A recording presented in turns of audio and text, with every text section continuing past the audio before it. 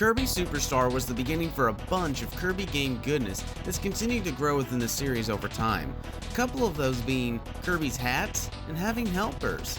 Another thing we were introduced to was a character that became a fan favorite with a huge following. What started off as an insignificant basic enemy like the Goombas or Koopas of the Mario series became a standalone character who was tough and could hang with Kirby in his adventures. Proving his strength and abilities to be on par with Kirby, this little guy became a staple in the franchise, and that's why today on Character Potential, we'll be covering one of the most potential characters missing from Smash Ultimate's Ultimate roster. That being Bandana Dee.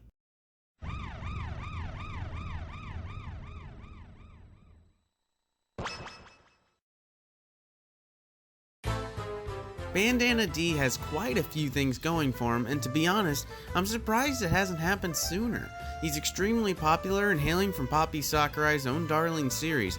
In my opinion, he doesn't want to show too much favor to his own series in fear of backlash, but with Fire Emblem hosting 7 characters, I think Kirby could have 4 and it would be okay. Especially with Dee being as heavily requested as he is. He's made multiple appearances across the franchise. The guy uses a unique weapon not seen in the playable roster yet, being the spear. And he loves cake. Any guy that loves cake is cool in my book. He looks pretty badass with the bandana. In fact, I want to sport a bandana from now on. But after seeing how ridiculous I look with one, I've changed my mind. Darn you, Waddle Dee. Anyways, let's make like a spear and waddle on over to the... Why am I so dumb? Let's take a look at what Bandana Dee can do. As usual, these ratings are based on a 1 to 9 scale in reference to the max Smash AI. Power. This is a rating of how much base damage he'll do compared to other fighters. Bandana Dee is powerful, and he's a warrior, capable of strength matching Kirby in a fight. Being a 5 out of 9, Bandana Dee would have the power to take on any opponent, but still not be a heavy hitter such as DDD or Ganon. Speed. Speed determines how fast the character will move. This means walking and running animation, swimming if it returns, as well as dodge rolls, edge rolls, and more. Bandana Dee would be a 5 out of 9, meaning he's slightly above average for speed. He's nimble, which allows him to get around and set up for attacks. Technique. Technique defines how much of a learning curve his moveset would be. Bandana Dee would be 9 for 9 in technique because his moves are quick, and if you can master his attacks, you would be able to dance around foes and chain and combo many attacks. Bandana Dee has potential to be quite the fighter. Jump. Jump is a rating of how high he jumps, how many jumps he gets, or how good his recovery is. Bandana Dee has a pretty stellar recovery and would have multiple jumps like Kirby, making him a solid fighter whether in the air or on the ground. Weight. Weight determines how light or heavy a character would be. Being 2, Bandana Dee would be one of the lighter characters in the game. Weight will also measure how floaty a character's jumps are and fall speed. Bandana Dee would be about as floaty as Kirby, and fall speed would be average.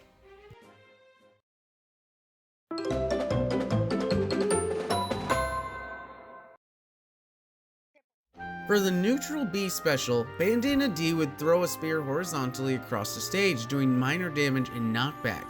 If you hold the button after the input, Dee would charge up and throw 3 spears in an arc, doing slightly more damage and with more knockback than the normal spear.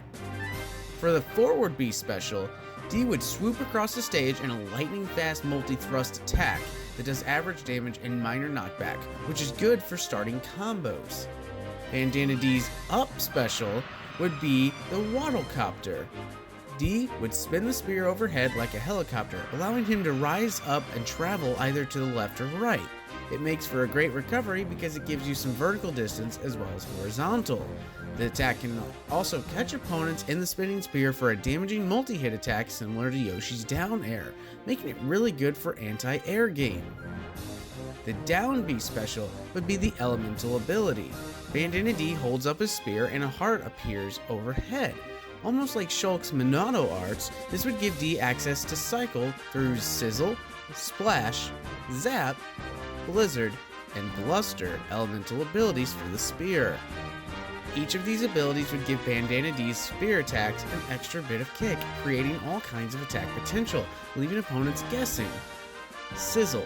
This would give Dee's attacks a chance to apply fire damage over time with his attacks. Splash. This would give Dee's attacks a bit more power and knockback. Zap.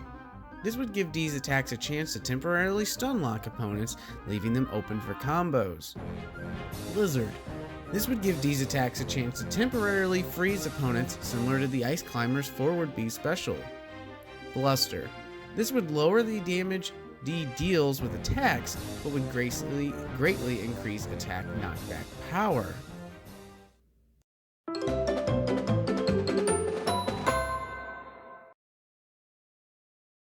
For Bandana Dee's neutral A attack, he would do a simple but effective thrust of the spear.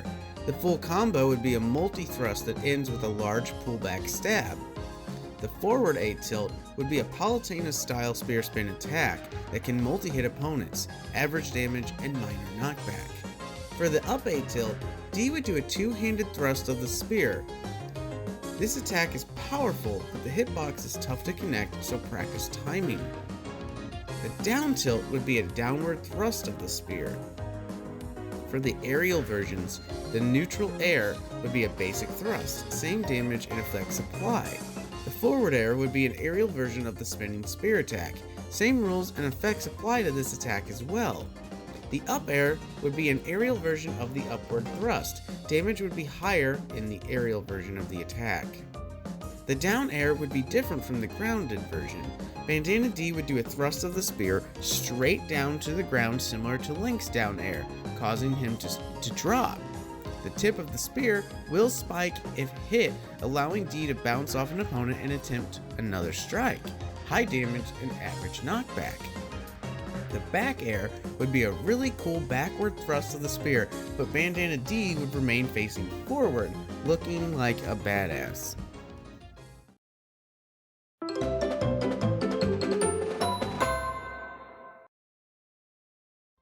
For the forward smash, Bandana Dee would pull back doing a full charge thrust leaning into the attack, high damage and knockback.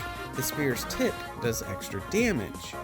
For the up smash, Dee does a one-handed thrust of the spear that has a shockwave launch upward, damaging opponents caught. Imagine Palutena's up smash but coming straight out of his spear from overhead. For the down smash, Bandana Dee would do a twirling spear attack in front and behind for average damage and knockback. This smash attack could hit multiple times, allowing for good combo potential as well as knockback. For the final smash, I want to go back to Bandana Dee's debut appearance with the Megaton Punch. Similar to the minigame, you would time your button presses and Dee would punch through stone and into the stage, causing a massive quake and shockwave. Anyone caught in the shockwave or the Megaton Punch itself would be either KO'd or take massive damage.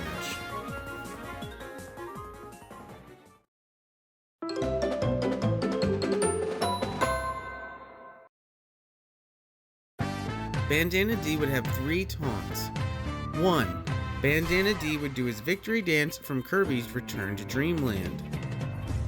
2.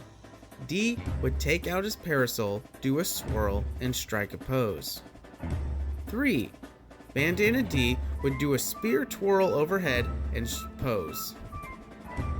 First stage, I would go with the Megaton Punch Championship Arena.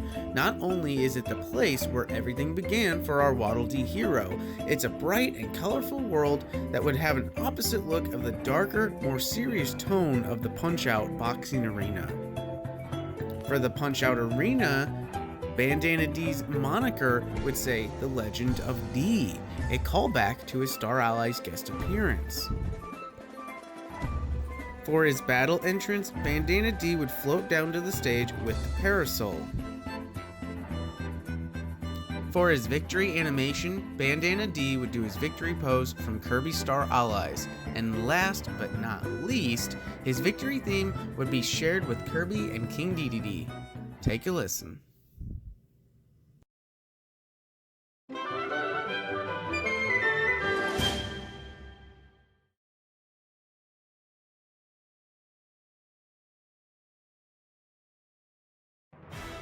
And there you have it, guys. Another episode of Character Potential done. With Bandana Waddle Dee, I'm surprised he hasn't gotten in sooner. I mean, I think it has something to do with Sakurai just not wanting to do too much or have a bias for his own series. I don't think that's an issue. I mean, like I said before, Fire Emblem having like 7 characters, I think 4 in the Kirby series would be fine. But anyways, let me know if you liked the episode. Let me know if you have a request, if there's anything that you'd like to see. Just let me know in the comments and I'll do my best to work with you. I'm about 4 or 5 character requests deep right now, so I'm trying to play catch up. Work's been pretty crazy, so I haven't had a whole lot of downtime to work on these, so just, stay with me, guys, as I try to pump these out. Anyways, as always, guys, check me out on Facebook and Twitter. I just post random goodness and Smash related stuff and talk about video games and whatnot. And yeah, I'm gonna try to have another Echo Potential video out in the meantime, and maybe another Pleb Ponders to keep you guys over until the next episode's ready. But as always, I am your Pleb. This is Trev, and I will see you next time, guys. Bye.